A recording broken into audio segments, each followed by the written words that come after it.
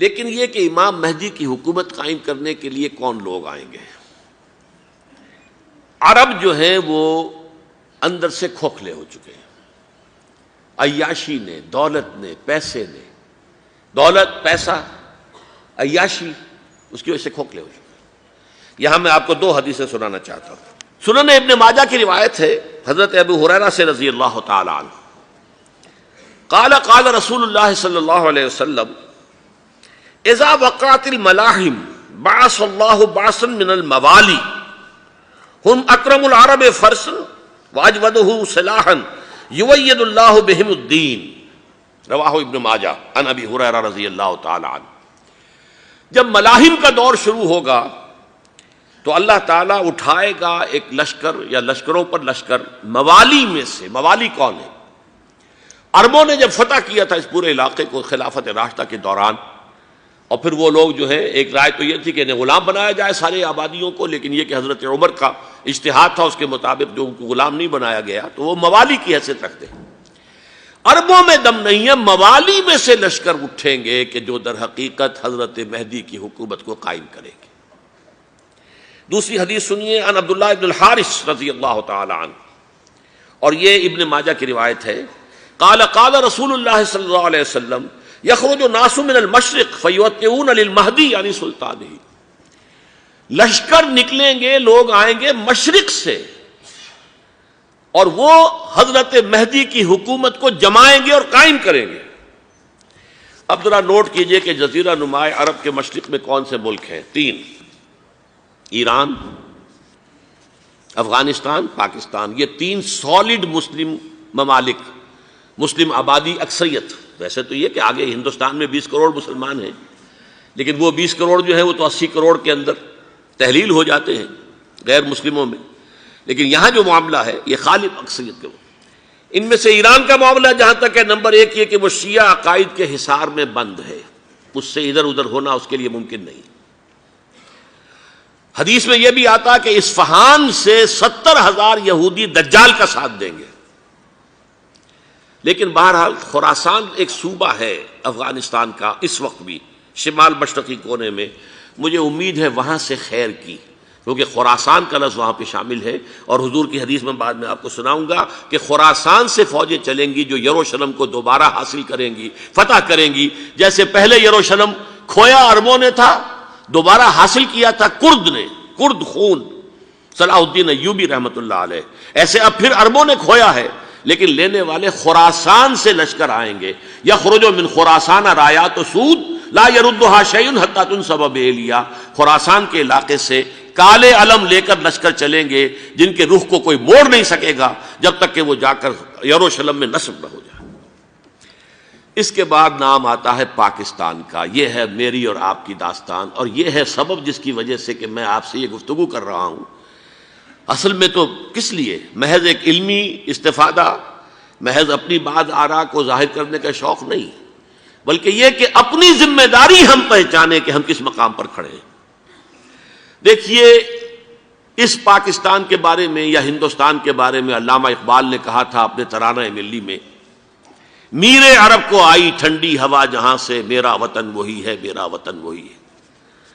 اور مجھے بتایا گیا کہ سنن ابی داؤد میں یہ روایت موجود ہے کہ حضور نے فرمایا کہ ہندوستان کی طرف سے مجھے ٹھنڈی ہوا آتی ہے، اگرچہ مجھے وہ حدیث ابھی نہیں ملی ہے، لیکن حزب التحریر کا ایک کارڈ مجھے ملا تھا، تو اس میں اس حدیث کا اور اس میں ابو داؤد کا روایت کا حوالہ موجود تھا۔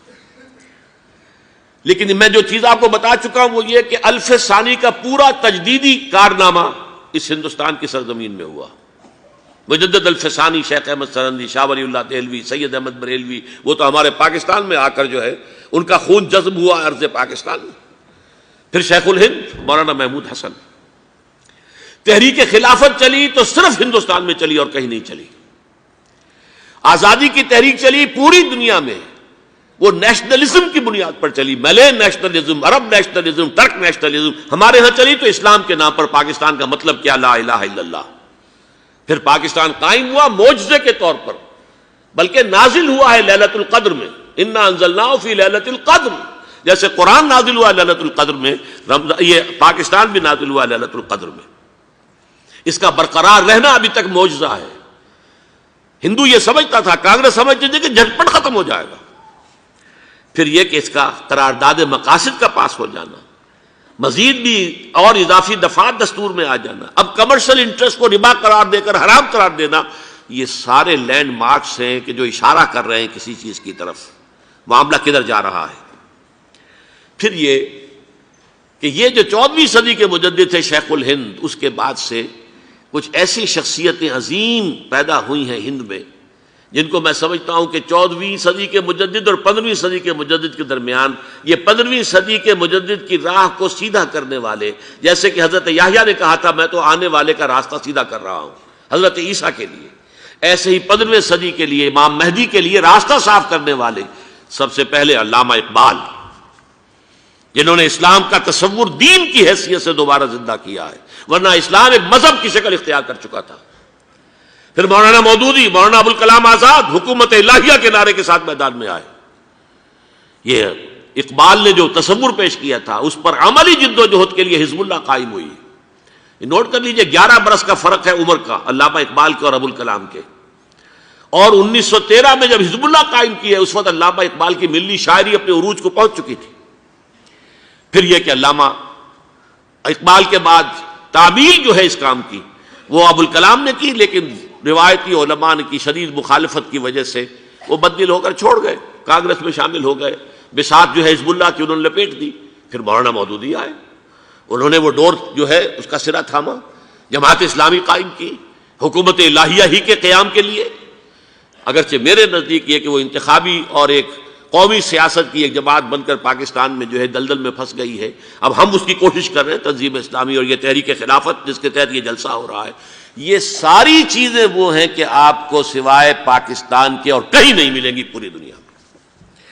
معلوم ہوتا ہے کہ پاکستان کو بہت بڑا رول پلے کرنا ہے اس میں، اور اس کے ساتھ اب جمع کر لیجئے افغانستان کی عمارت افغانستان، اسلامی عمارت افغانستان قائم ہو چکی ہے. یہ پچھلے 20 سالوں میں جو کچھ وہاں ہوتا رہا ہے اس سے پہلے تصور نہیں ہو سکتا تھا. علامہ اقبال کے فرزند بھی دیکھ کر آئے ہیں، تو اگرچہ وہ خود میں سمجھتا ہوں کہ خاصے انہیں آپ لبرل کہیں، آزاد خیال کہیں، لیکن اس درجے متاثر ہو کر آئے تھے کہ انہوں نے یہ کہا افغانستان میں جو میں نے حالات دیکھے ہیں کہ اگر 2-4 اور مسلمان ملکوں کے اندر یہ نظام قائم ہو جائے تو پوری دنیا مسلمان ہو جائے گی. یہ سب کچھ کیسے ہو رہا ہے؟ یہ آنے والے دور کی جھلکیاں ہیں. Coming events are casting their shadows before. یہ سب بتا رہے ہیں کہ پاکستان افغانستان کو مل کر اس میں کوئی عظیم رول پلے کرنا ہے. اور اس کے ضمن میں اب میں علامہ اقبال کے بارے میں آخری بات کہہ رہا ہوں. علامہ اقبال کے بارے میں عام یہ خیال ہے، انہوں نے اپنے خطبات میں مہدی کا اور نزول مسیح کا، حالانکہ میں کل پڑھ رہا تھا مولانا سعید احمد اکبر آبادی رحمۃ اللہ علیہ کا ایک مقالہ ان کا کہ علامہ اقبال نے ابن خلدون کے بارے میں یہ کہا ہے کہ مہدی کا اور نزول عیسیٰ کا دونوں کا انہوں نے انکار کیا ہے. حالانکہ ابن خلدون نے نزول عیسیٰ کا انکار نہیں کیا، صرف مہدی کا انکار کیا ہے. بہرحال علامہ اقبال نے خطبات میں انکار کیا ہے، لیکن یہ کہ اپنی شاعری کے اندر میں چیلنج کرتا ہوں کسی بڑے سے بڑے اقبال شناس کو. ان کا یہ شعر ذرا سنیے: خضر وقت از خلوت دشت حجاز آید بروں، کارواں زی وادی دور و دراز آید بروں. خضر وقت، امام وقت، رہنمائے وقت، قائد وقت، خلوت دشت حجاز، حجاز کی صحرا کی کسی خلوت گزینی سے نکل کر باہر آئیں گے. میں حیران ہوتا ہوں علامہ کے اس فکر پر اور اس مصرے پر. یہاں انہوں نے شیعہ اور سنی دونوں کے کانسیپٹ جمع کر دیے. شیعہ کا کانسیپٹ یہ چھپے ہوئے کسی غار میں وہاں سے برآمد ہوں گے، اور ہمارا کانسیپٹ میں ام سلمہ رضی اللہ تعالیٰ عنہ کی حدیث سنا چکا، چھپے ہوئے ہوں گے وہ وہاں پر، مدینے سے نکل کر آ کر مکے میں چھپ جائیں گے.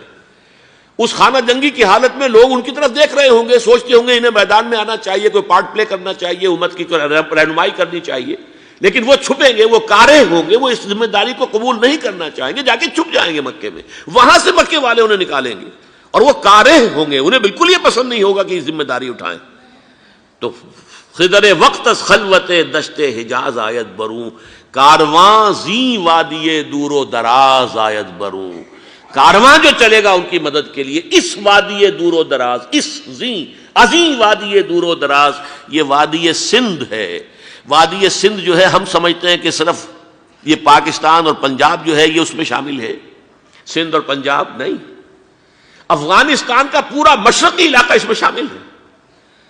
جیسے دریائے جہلم سندھ میں جا رہا ہے، جیسے دریائے گلگت سندھ میں آ کر ملتا ہے، جیسے دریائے چناب اور راوی اور جہلم اور یہ سب جا رہے ہیں اور آ رہے ہیں، اسی طرح دریائے کابل کہاں سے آ رہا ہے، دریائے گومل کہاں سے آ رہا ہے، ٹوچی کہاں سے آ رہا ہے، یہ سارا جو ہے ڈرین جو ہو رہا ہے ایسٹرن جو ہے پارٹ آف افغانستان، یہ سب وادی ہے۔ اس وادی کے یہ دو حصے ہیں، ایک حصہ جو ہے یہ ادھر پاکستان میں ہے اور اسی وادی کا دوسرا حصہ جو ہے وہ افغانستان میں ہے۔